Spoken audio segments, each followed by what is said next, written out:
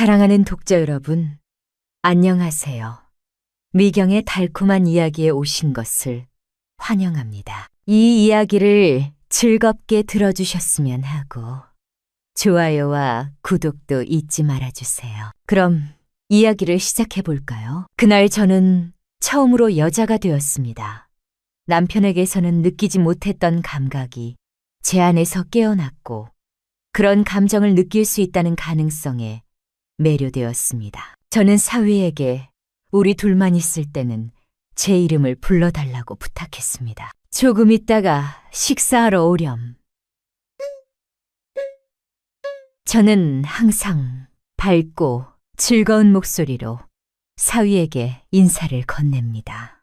제 얼굴에는 세월의 흔적이 남았고 피부는 젊었을 때의 탄력을 잃었지만 저는 여자로서의 아름다움을 가꾸려고 노력합니다. 제 나이에 어울리지 않아 보일 수도 있겠지만 이것이야말로 제가 추구하고 싶은 것입니다. 저는 60을 넘긴 나이입니다. 대학 교수로서 강단에 설 날도 얼마 남지 않았습니다. 제게는 박사 학위를 위해 해외로 유학을 떠난 딸이 하나 있고 그래서 저는 사위와 함께 살고 있습니다. 남편이 세상을 떠난 지 5년이 넘었습니다. 그는 몸이 허약한 사람이었고 그래서 밤에 제 방을 찾는 날은 1년의 손에 꼽을 정도였습니다. 저는 남편에 대한 특별한 그리움이 없었고 그래서 불만도 없었습니다. 남편과 저는 각방을 썼습니다. 그가 세상을 떠나기 전 10년 동안은 그 드물던 밤의 방문도 완전히 끊겼습니다. 그럼에도 저는 아무런 불만이 없었습니다. 저는 그저 모두가 그렇게 사는 것이라고 생각했습니다. 제 사위는 키가 훤칠하고 참 잘생겼습니다. 체격은 크고 근육질입니다. 그는 학업도 뛰어나 매년 수많은 논문을 쓰는데 언제 시간을 내서 운동을 하는지 의아할 정도입니다. 저는 사위를 어릴 때부터 알고 지냈습니다. 그는 제 동료이자 친한 친구의 아들입니다. 그래서 제 딸과 그는 어릴 때부터 만났고 자연스럽게 인연이 닿아 결혼까지 하게 되었습니다. 사위는 기가 센 제 딸에게 매우 다정한 신사입니다. 아마 제가 딸을 잘못 키웠는지 딸은 가끔 사위에게 좀 심하게 대할 때가 있었습니다. 그럼에도 사위는 아내에게 단 한 번도 불만을 드러낸 적이 없습니다. 넓은 마당이 있는 2층짜리 큰 집에서 저는 남편과 함께 살았습니다. 딸과 사위는 1층에, 저희 부부는 2층에 살았지요. 딸이 결혼해서 1층으로 들어온 후 저희는 2층으로 가는 별도의 출입구를 만들었습니다.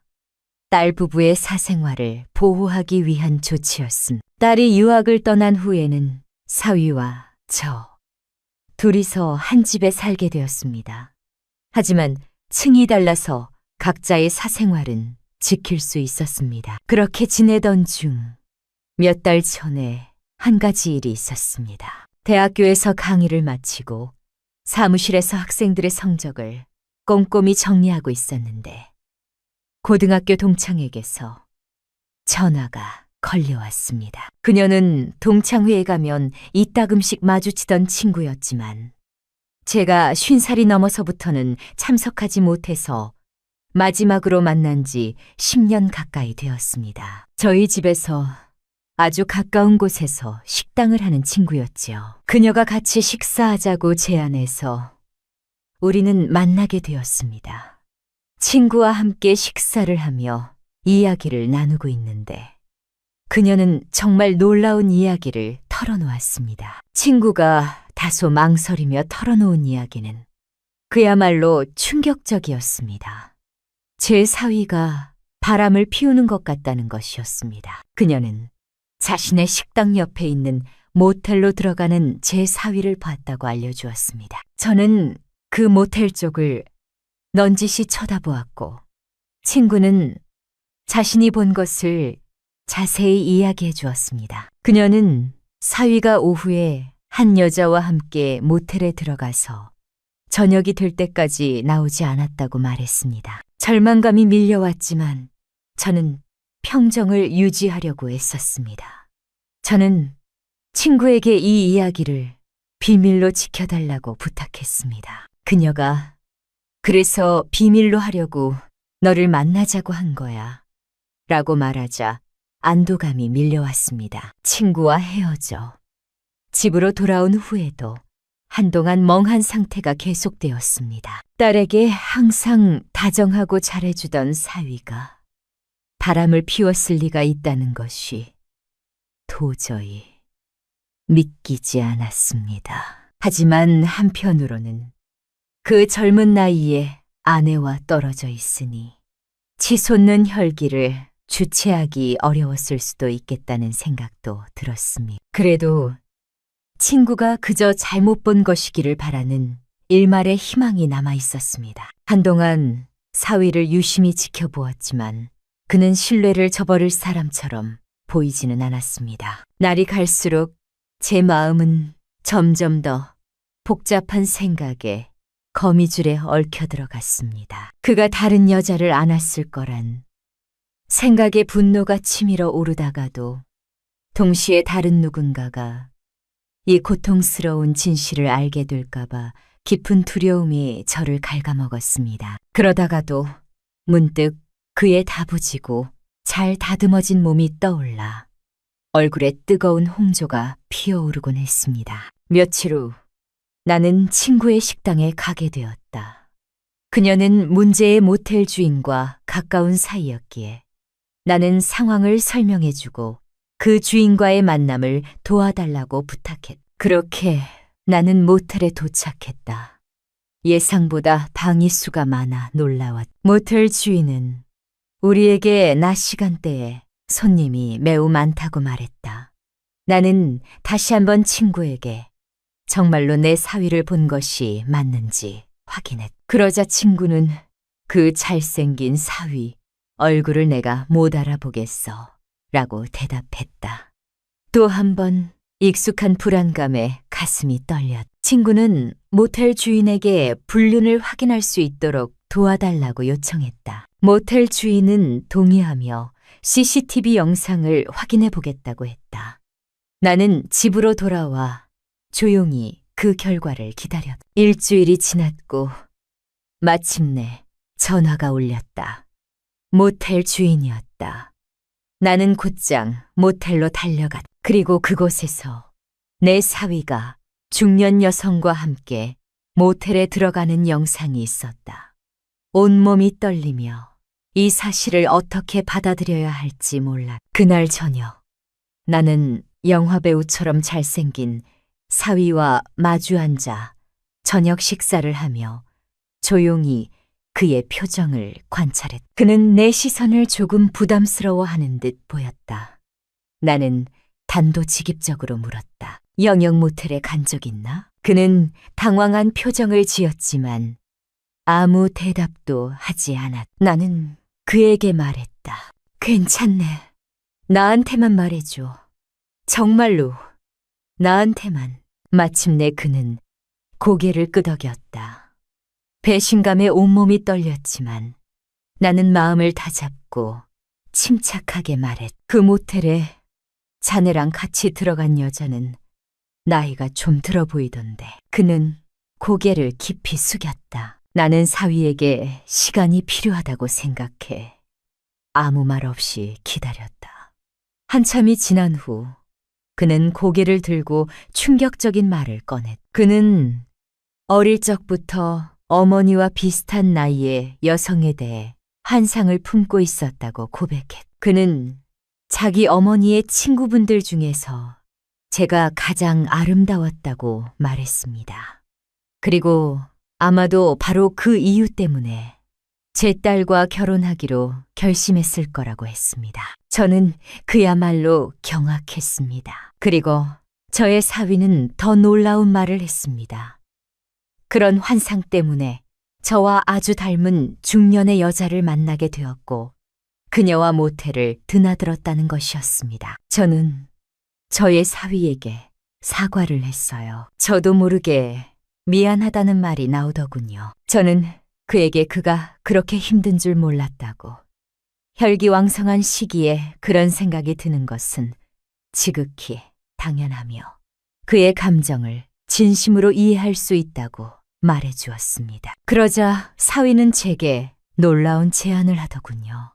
그 여자를 다시는 안 만날 테니 제가 자신의 애인이 되어줄 수는 있냐는 것이었습니다. 저는 너무 부끄러워서 얼굴이 달아오르는 게 느껴졌어요. 이모도 그동안 많이 외로웠잖아요. 그의 말에 저도 모르게 눈물이 흘러내리기 시작했습니다. 그의 말이 정말 맞았습니다. 저는 깊은 외로움에 잠겨 있었습니다. 결혼 생활 내내 저는 남편에게서 여자로서 사랑을 받아본 적이 거의 없었습니다. 제 평생 저는 아내로서, 엄마로서, 그리고 교수로서의 역할만을 받아들이며 살아왔습니다. 제 인생에서 여자로서 진정한 사랑을 경험해 본 적이 없었고, 그런 것은 중요하지 않다고 스스로를 설득하며 살아왔습니다. 그는 제게 말했습니다. 이것이 우리 둘을 위한 길이라면 다른 사람들이 모르는 한 아무 상관없어요. 그 순간 눈물을 흘리고 있는 저의 손을 사위가 잡아주었습니다. 저는 고개를 들어 그와 눈을 마주치고 살며시 고개를 끄덕였습니다. 저는 사위의 손을 잡고 제 방으로 데리고 갔습니다. 우리는 사랑을 나누었어요. 새벽동이 트고 나서야 사위는 저를 놓아주었습니다.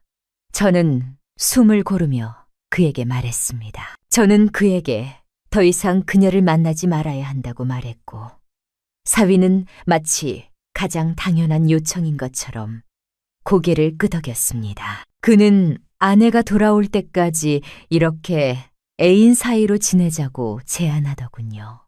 저도 다시 고개를 끄덕였습니다. 제가 너무 늙은 것에 대해 미안하다고 말하자 사위는 하지만 당신은 제 꿈의 현신인걸요 라고 대답했습니다. 그는 제게 깊이 고마워했습니다. 그날 저는 처음으로 여자가 되었습니다. 남편에게서는 결코 느껴보지 못했던 낯선 감각이 제 안에서 꿈틀거렸고, 이런 감정을 느낄 수 있다는 사실이 너무도 짜릿했습니다. 둘만 있는 어느 순간 저는 사위에게 제 이름을 불러달라고 부탁했습니다. 하지만 그는 거절했습니다. 그는 꼭 저를 엄마라고 부를 것이라고 고집했습니다. 그리고 그는 제가 자신을 아들이라고 불러주기를 바랐습니다. 제 이름을 부르지 말고 대신 꼭 아들이라고 불러달라고 요청했습니다. 저는 그저 말없이 순응하며 고개를 끄덕였습니다. 아들, 오늘 엄마 좀 행복하게 해줄래? 제가 사위에게 이렇게 말한 적이 있는데 그는 이 말을 들을 때마다 너무나 기쁘다고 표현합니다. 그는 저를 깊이 사랑한다고 고백합니다. 제가 그의 눈에 그토록 소중한 존재라고 말합니다. 집에 있을 때 사위는 영원히 제 곁에 붙어 있을 것처럼 보입니다. 그는 제가 화장실에 갈 때조차 따라오고, 제가 샤워를 하러 들어갈 때면 옆에 서서 뚫어지게 지켜봅니다. 가장 사적인 순간에도 사위는 제 곁에 머물러 있습니다. 처음에는 당혹감에 휩싸였지만 시간이 지나면서 그 상황에 적응하게 되었습니다. 그 당혹감은 때때로 독특한 희열로 변하기도 합니다. 우리는 마치 사랑에 빠진 젊은 연인처럼 지냅니다. 저는 깊이 부끄러우면서도 사위가 하는 모든 요구를 들어주며 살아가고 있습니다. 사위는 제가 부끄러워하는 모습이 참으로 매력적이라고 말함. 가끔 이 나이에 내가 무슨 짓을 하는 걸까? 라는 질문이 제 의식을 스쳐 지나가지만 저는 그 생각을 마음 한구석 조용한 곳에 밀어 넣어두려고 노력합니다. 한 번은 사위에게 제 딸이 돌아오면 우리는 어떻게 할 것인지 물어본 적이 있습니다. 그에게 그 질문을 던질 때 제 몸은 떨렸습니다. 그가 우리 관계의 끝을 선언할지도 모른다는 생각에 두려움이 밀려왔습니다. 사위는 평생 우리 관계를 유지하자고 하더군요. 저는 너무도 행복합니다.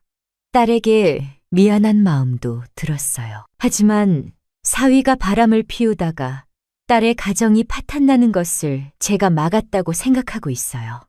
남들은 저를 욕하겠지요. 이 사실이 세상에 알려지게 된다면 저와 사위는 사회에서 매장되겠지요. 하지만 사위는 멈추지 않을 것 같습니다. 저도 마찬가지이고요. 이야기를 끝까지 들어주셔서 감사합니다. 구독과 좋아요는 저에게 큰 힘이 됩니다. 다음 이야기에서 또 만나요.